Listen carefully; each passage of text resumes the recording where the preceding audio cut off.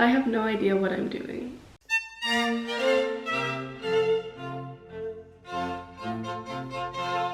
Hello everyone and welcome to my channel. My name is Amanda and in today's video I'm gonna try to attempt to make this top.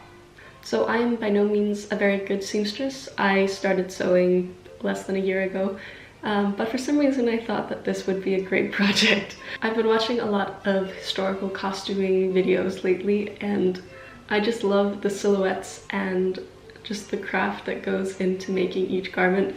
So I really wanted to try to make something that's a little bit more modern. And this top is going to be inspired by Vivienne Westwood's corset tops. It's not like an actual corset because you don't lace it up. Mine will have a zipper in the back, but it still has the boning and a lot of structure. This is going to be a huge project and there'll probably be a lot of trial and error, but I'm excited to bring you along with me and hopefully make it work. So the first problem I had to tackle was the pattern. You can find different corset patterns online, but I didn't want that very classic corset look with the many panels. I wanted the more triangular modern version that Vivienne Westwood used. So I recruited my mom to come help me make a mock-up because I don't own a dress form, so she just pinned fabric to me directly and we came up with this pattern here. So I really hope that this is going to work for the final piece as well. Once the mock-up fit me really well, I cut off all the seams so that I only had panel pieces without the seams, and then I transferred those to paper so I can lay them on the real fabric.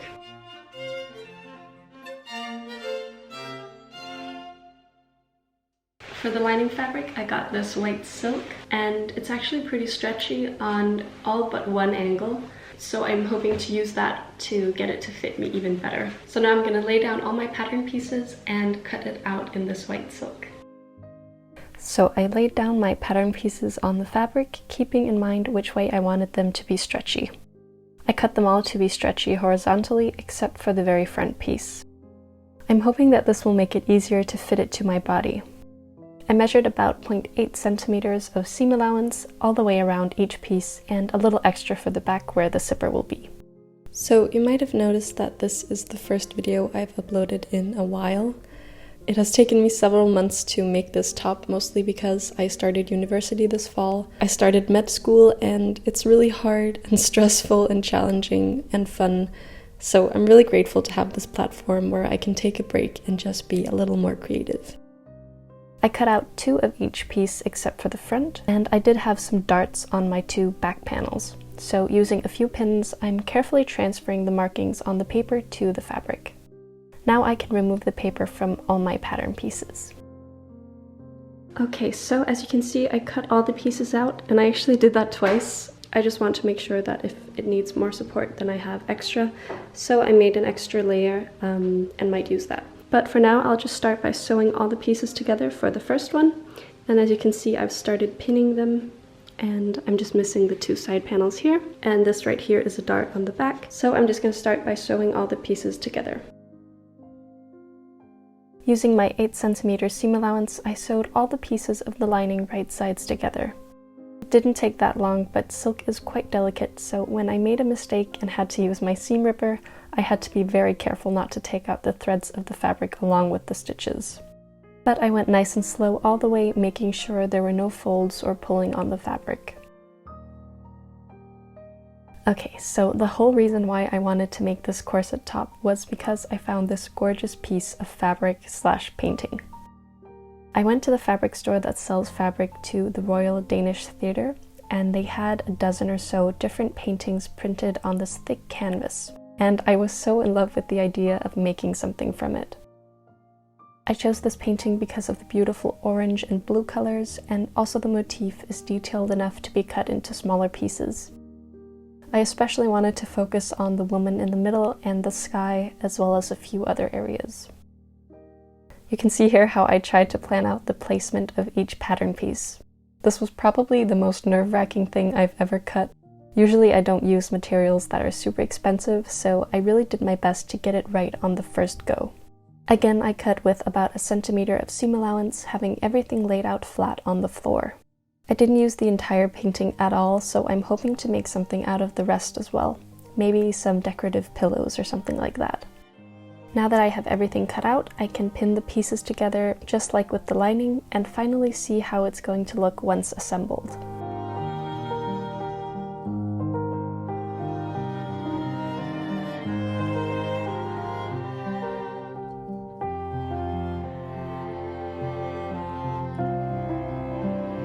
As with the lining, I stitched all the pieces right sides together using a straight stitch and a very thick needle.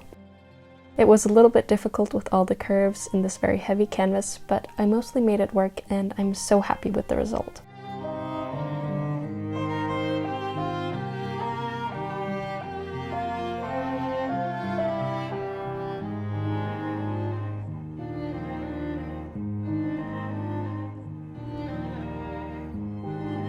I think the colors are really beautiful together, and even though the image isn't whole anymore, a lot of the key elements are still there. There's also already lots of shape to the garment, just by choosing a very sturdy fabric. This has absolutely no give to it, so I was very glad I used a lot of time fitting the mock-up. It's all slowly coming together and I'm really happy about it so far. Now I'm trimming the outer layer of the fabric so I have a nice clean bottom edge once I've matched the top of the lining to the top of the outer layer. I've pinned them right sides together so I can make sure they match up.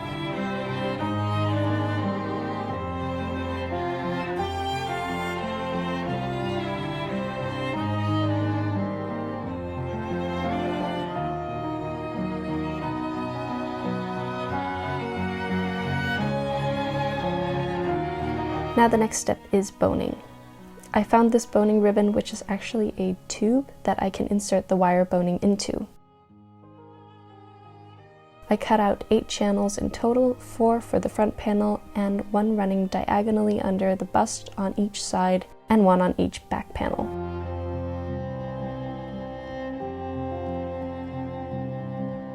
And these are placed right next to the darts.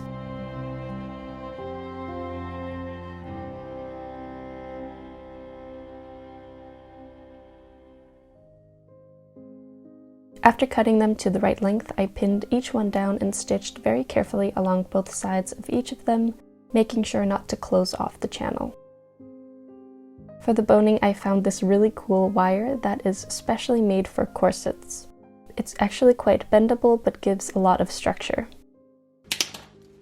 I had my dad help me cut out 8 pieces that corresponded to the lengths I needed. Now just having cut wire like this up against fabric would probably find its way out of the fabric at some point, so along with it I bought these matching feet that you put on each end that rounds them off. It was a little bit difficult to attach them and I needed quite a few tools, but I'm really happy with the end result. So now my boning is ready and I'm going to put these aside for later. Because first I am sewing the top of the outer and inner layers together. I'm of course placing them right sides facing each other and sewing with a straight stitch.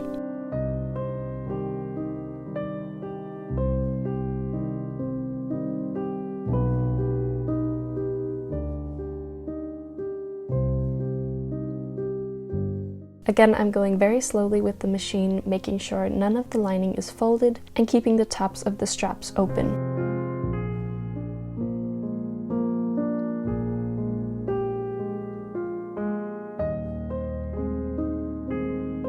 Because there are so many curves, I cut a lot of small nicks into the seam allowance to make it flexible and also to remove some of the bulk it will inevitably create. This is how it looks flipped right sides out, and I really like it so far. Now I'm just going to press it with an iron and add a top stitch along the edge to make it nice and sharp.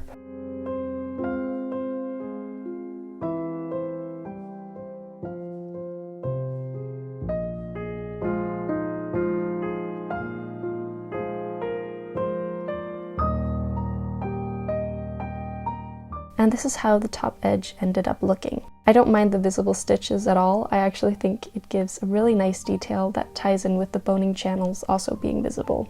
Speaking of boning, now I can finally feed the wires into the matching channels. This was a super exciting moment and thankfully they fit like a glove, which was super satisfying. I repeated this for each of the channels and top stitched the bottom edge down, closing off the channel openings. I only included the outer layer for now as I want to attach the bottom of the lining by hand at the very end.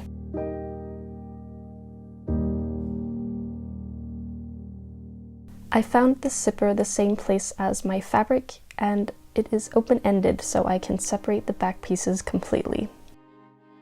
It's gold colored and matches the fabric perfectly in my opinion, and an extra bonus is the decorative ring that is big enough to get my finger through so I can actually put on the top by myself. I had to trim the zipper a bit at the top, so I used a pair of clippers to cut the plastic teeth. To stop the slider from coming off when I closed the zipper, I put a dot of very strong jewelry glue at the top to mimic the blocking mechanism that I had to cut off. This worked really well and dried in a few minutes. I attached the two halves of the zipper by placing them face down on the top of the fabric and pinning them where I wanted to sew. I left about a ½ centimeter of the zipper tape visible on purpose because I really liked the color and wanted it to show through. Finally, I sewed the straps together at the shoulder seam, going over it a few times to make sure it was securely fastened. The finishing touches I did by hand, like tacking down the seam allowance in the shoulder seams and attaching the bottom of the lining to the outer layer.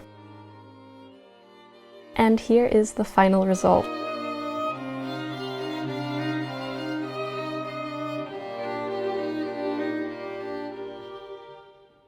I'm so happy with this top and really proud that I actually managed to sew something this complicated and structured. It's not so tight that I can't breathe, but it definitely makes me feel cinched and like everything is staying in place.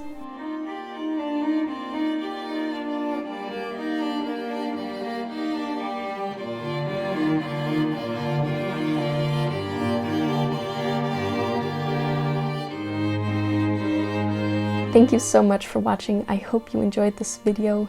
If you have any questions or ideas for me, feel free to leave a comment down below. And otherwise, I'll see you in my next video. Bye!